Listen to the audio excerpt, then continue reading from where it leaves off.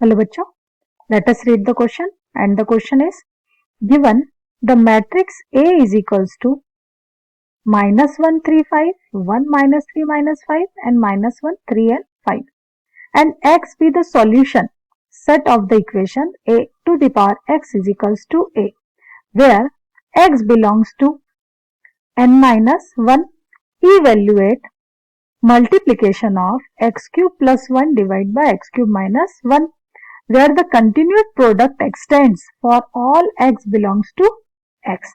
तो देखिए हमें मैट्रिक्स दी हुई है ना, और क्या कहा गया है कि x सॉल्यूशन सेट है किसका, जिसे रिप्रेजेंट कर रहे हैं a to the power x is equals to a से,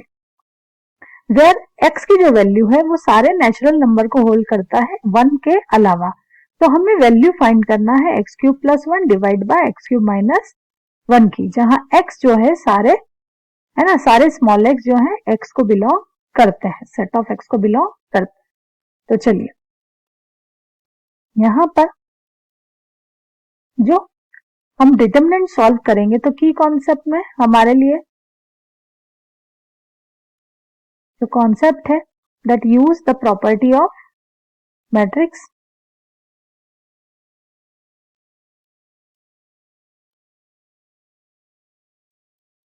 है ना। तो देखिए हमें जो गिवन मैट्रिक्स है A इज इक्वल्स टू -1 3 5 1 -3 -5 -1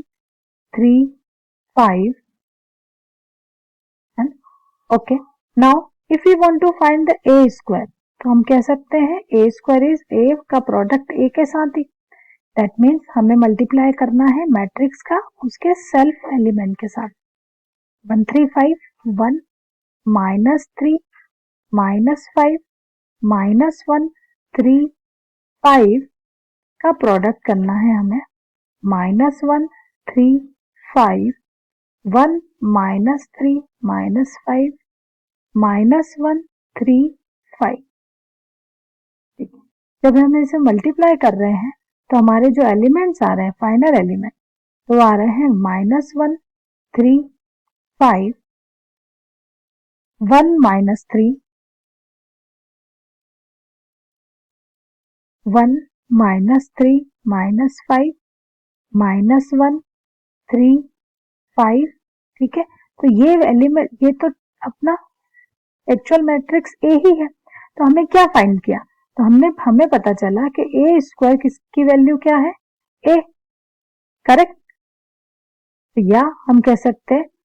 और ए क्यूब अगर फाइंड करें तो उसकी वैल्यू भी क्या आ रही है, ए। तो in general sense we can write A to the power X is equals to A, और यही हमें गिवन है कि ए की किसी भी पावर के लिए जो मैट्रिक्स है वो सेल्फ मैट्रिक्स के इक्वल हो रही है ना। तो ये हमने सॉल्व करके प्रूव कर लिया कि ए टू द पावर एक्स है ना, इज इक्वल्स टू ए है। ठीक है, जहां एक्स की वैल्यू क्या है, where x belongs to all natural number except -1। Okay, तो नाउ अब हमें क्या फाइंड करना है, हमें इवेल्युएट करना है multiplication of x cube plus 1 divide by x cube minus 1। तो हम इसे कैसे लिख सकते हैं, हम लिख सकते हैं मल्टीप्लीकेशन ऑफ, आइडेंटिटी से ओपन कर दें तो ये हो जाएगी हमारी identity x plus 1 divide by x minus 1 and second part हो जाएगा multiplication of x square minus x plus 1 divide by x square plus x plus 1। ठीक है, दोनों आइडेंटिटी के दोनों पार्ट हमने सेपरेट कर लिए हैं। अब हमें x की वैल्यू क्या लेनी है, हमें x की वैल्यू लेनी है 2 3 4 एंड 5, वेयर हम लिख सकते हैं x belongs to 2 3 4 and 5 like that. ठीक है, तो हम कह सकते हैं multiplication of x cube plus 1 divide by x cube minus 1 is equals to, limit apply कर दें तो लिमिट कहां से कहां तक जाएगी, limit n tends to infinity, multiplication of x is equals to 2 2n, ठीक है, x plus 1 divide by x minus 1 and multiplication of x is equals to 2 to n x square minus x plus 1 divide by x square plus x plus 1, ठीक है। Now तो देखिए अगर हम इसे open करें तो ये हो जाएगा limit n tends to infinity. अब देखिए x की वैल्यू हमें 2 से लेके n तक लेना है, तो फंक्शन हमारा हो जाएगा 2 वैल्यू अप्लाई करें तो हो जाएगा 3 4 5 से लेके, है ना, लास्ट टर्म क्या होगी, लास्ट टर्म होगी n रखेंगे तो n प्लस 1, इससे पहले वाली क्या होगी n, इससे पहले वाली होगी n माइनस 1। सिमिलरली डिनोमिनेटर में अगर x की वैल्यू 2 से स्टार्ट करें तो हो जाएगा हमारा 1 2 3 से लेके लास्ट वैल्यू क्या होगी n माइनस 1, करेक्ट। चलिए इसी तरह से सेकंड पार्ट, है ना, इसे भी सॉल्व कर लेते हैं। Limit n tends to infinity, यहाँ पर मल्टीप्लिकेशन को ओपन करें तो ये हो जाएगा x की वैल्यू 2 रखने पर, है ना, तो 4 माइनस 2 2 प्लस 1 3, तो पहली वैल्यू हो रही है हमारी 3, सेकेंड वैल्यू हो जाएगी 7 एंड लास्ट वैल्यू n रखने पर हो जाएगी n square minus n plus 1। Similarly अगर डिनोमिनेटर को देखें तो x की वैल्यू 2 लेने पर 2 स्क्वायर 4 प्लस 2 6 एंड प्लस 1 7, तो पहली वैल्यू आ रही है 7 देन 13,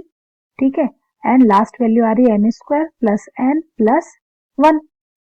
ठीक है। तो अब अगर आप देखेंगे तो हम क्या ऑब्जर्व कर रहे हैं, देखिए ये 3 से ये 3, है ना, अगला 4 तो इसका अगले वाला कैंसिल, इसी तरह से जो n है इसके पहला इससे एक पहले अगर हम ले तो क्या आता है n माइनस 1, और वो n माइनस 1 किससे n माइनस 1 से कैंसिल, मीन सारी वैल्यू कैंसिल हो रही है ना, तो हम कह सकते हैं every each value is getting cancel. और इसी तरह से यहाँ देखें तो 3 से सॉरी यहाँ पर हम 7 से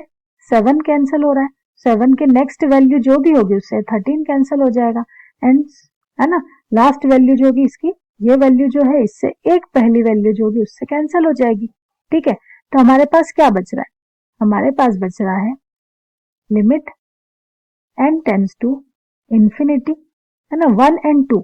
ये दो वैल्यू बच रही है तो इसको 1/2 लिख सकते हैं, तो मैं लिखूंगी n into n plus 1 by 2 and limit